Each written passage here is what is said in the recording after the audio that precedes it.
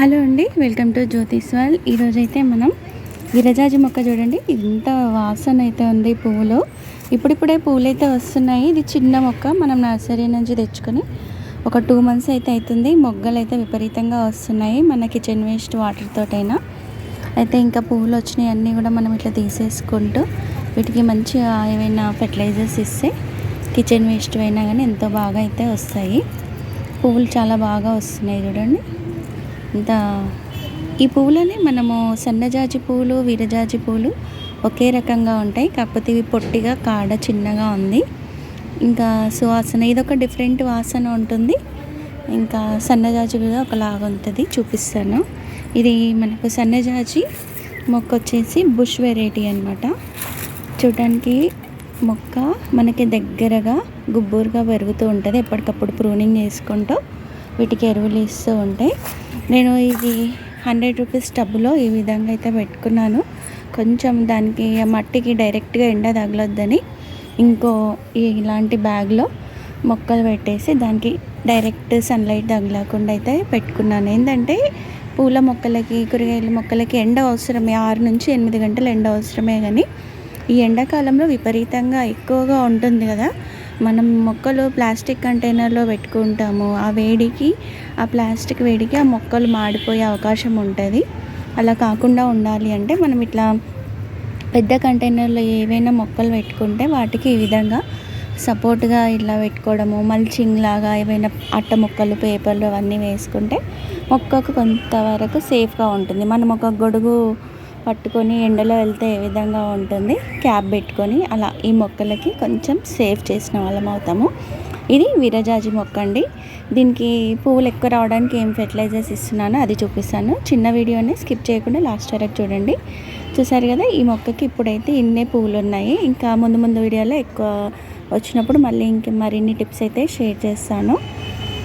ఈ పువ్వులని ఈ విధంగా ఉన్నాయి. ఇంకా మనం ఇప్పుడు సన్నజాజి మొక్క అయితే చూపిస్తాను. చూడండి, మొక్క ప్రూనింగ్ చేసినాక మనకు మొగ్గలు అయితే చాలా బాగా వస్తున్నాయి. అసలు మనం తెంపలేనన్ని మొగ్గలు.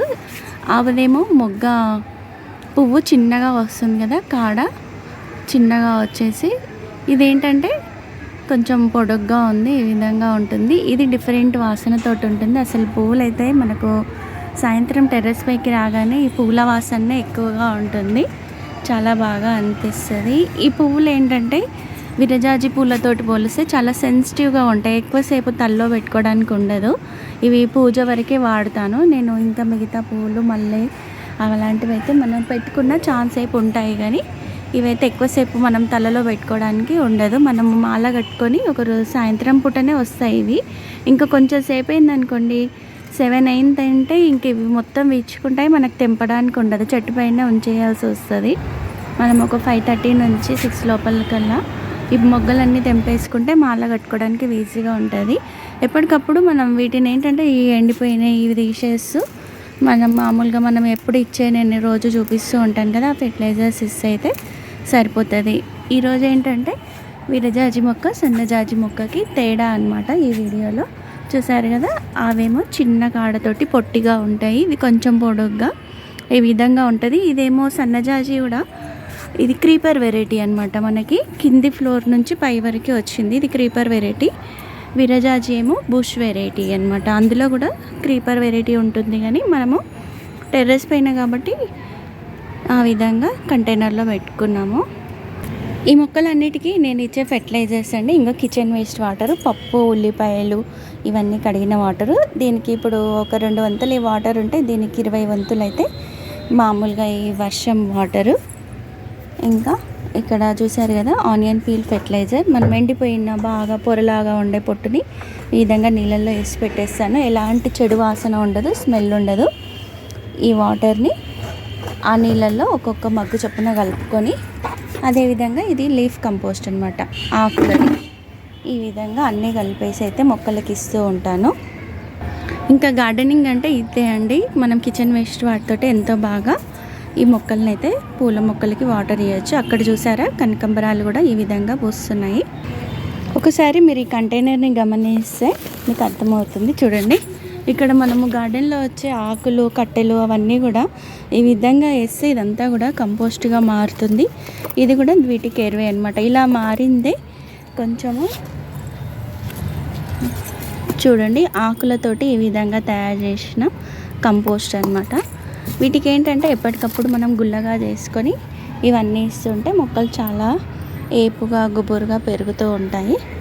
చూడండి 2 నెలల కింద ఈ మొక్క నాటుకున్నప్పుడు మనం వేసిన ఎరువులే, ఇంకా రోజు అయితే కిచెన్ వేస్ట్ లిక్విడ్స్ ఇచ్చినాము. ఇప్పుడు దీనికి ఏంటంటే కొంచెం పువ్వులు తక్కువగా వస్తున్నాయి కదా, తక్కువ వచ్చినప్పుడు ఏంటంటే ఈ విధంగా మట్టినంతా కూడా లూజ్గా చేసుకోవాలి. ఇది చూస్తే ఇంకా మట్టి చూడు ఇట్లా టైట్గా అయిపోయింది. ఇలాంటప్పుడు ఏంటంటే మన కిచెన్ వేస్ట్లో ఉండే మజ్జిగ వాటర్ కానీ, పప్పు కడిగిన వాటరు, బియ్యం కడిగిన వాటరు, కూరగాయలవి ఇవన్నీ ఇస్తూ ఉంటే ఈ మట్టి అనేది లూజ్గా తయారవుతుంది.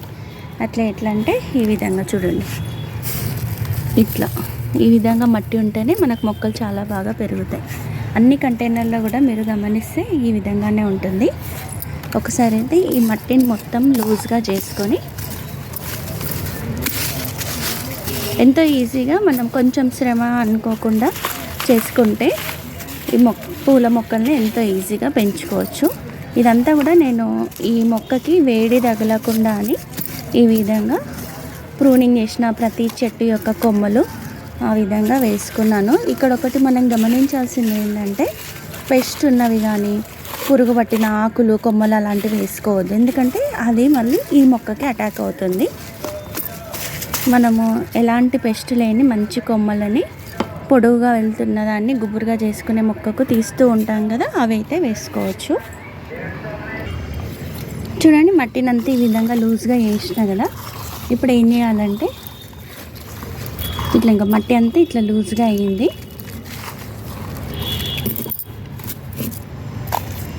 చూడండి ఇది ఒక గుప్పడంతా చెట్టుకి కొంచెం దూరంగా ఇట్లా వానపాములు వస్తూ ఉంటాయి. అది వేసిన తర్వాత కొంచెం ఈ పీల్స్ ఉంటాయి, అట్టిపండు తొక్కలు. ఇందులో మంచి పొటాషియం ఉంటుంది కాబట్టి మొక్కకు పువ్వులు ఎక్కువ వచ్చే అవకాశం అయితే ఉంటుంది. ఇది అన్ని రకాల పూల మొక్కలకు చేసుకోవచ్చు. మీకు ఈరోజు అయితే ఈ 2 మొక్కలకి అయితే చూపిస్తున్నాను. ఈ విధంగా ఇట్లా వేసేసి మళ్ళీ మనము ఇది కంటైనర్లో కాబట్టి ఆ మట్టి వేసిన తర్వాత వాటిపైన ఈ కొంచెం ఈ ఎండుటాకులు పేపర్లు కూడా వేసుకున్నాం. వేడి తగలకుండా ఉంటుంది మొక్కకి. మళ్ళీ ఇదంతా కూడా ఒక పక్క కనుక్కొని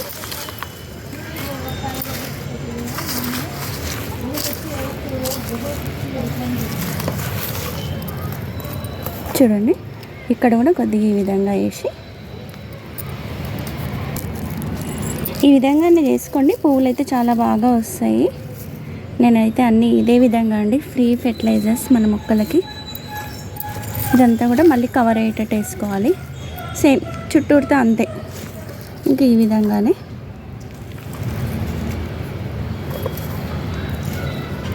ఈ విధంగా వేసుకున్నాక ఒకసారి ఈ వీటితోటి అన్నిటితోటి ఇట్లా కవర్ చేసి పెట్టుకొని కొంచెం వాటరింగ్ చేసుకుంటే సరిపోతుంది.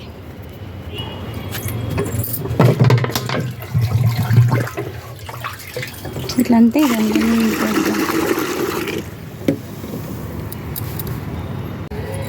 చూడండి ఈ విధంగా ఈ వాటర్ అంతా తీసుకున్నాం కదా, ఇవన్నీ కూడా ఈ చెట్టుకి రోజు సాయంత్రం ఈ విధంగా లేకపోతే పొద్దున పూట అయినా వేసుకోవాలి. ఎండ ఎక్కువగా ఉన్నప్పుడు వేసుకోవాలి. ఇంతే.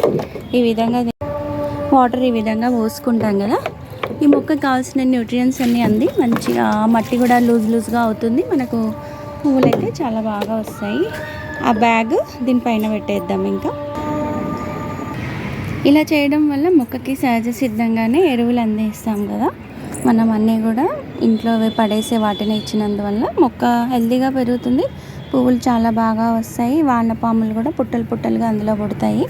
ఇది ఏంటంటే మనం ఇలాంటివి ఇచ్చినప్పుడు మనకు పైన వేడి తగలకుండా కొబ్బరి పీచుతో కానీ ఇలా పేపర్లతో కానీ ఇలా ఏదైనా చిన్న కంటైనర్లని ఈ కంటైనర్లో నింపేస్తే వాటికి చల్లదనం ఉండి వానపాములు ఎక్కువగా పుట్టి వాటి విసర్జనతోటి ఆ మొక్కకి ఎరువుగా మారుతుంది. ఈ విధంగా మొక్కలను ఎంతో ఈజీగా పెంచుకోవచ్చండి. ఇది ఒట్టి పూల మొక్కలకే కాకుండా అన్ని రకాల మొక్కలకి ఇదే విధంగా చేసుకోవచ్చు. ఉంటాను మరి మరొక మంచి వీడియోలో కలుసుకుందాం. ఇప్పుడు మన చిన్న మొక్కకి ఈ విధంగా వస్తున్నాయి కదా పువ్వులు. నెక్స్ట్ వీడియోలో ఏ విధంగా వచ్చాయి అనేది మళ్ళీ షేర్ చేస్తాను. ఫస్ట్ టైం చూస్తున్న వాళ్ళైతే సబ్స్క్రైబ్ చేసుకొని చూడండి. వీడియో నచ్చినట్టుంటే లైక్ చేసి షేర్ చేయండి. మరింతమందికి ఉపయోగపడుతుంది. Happy gardening.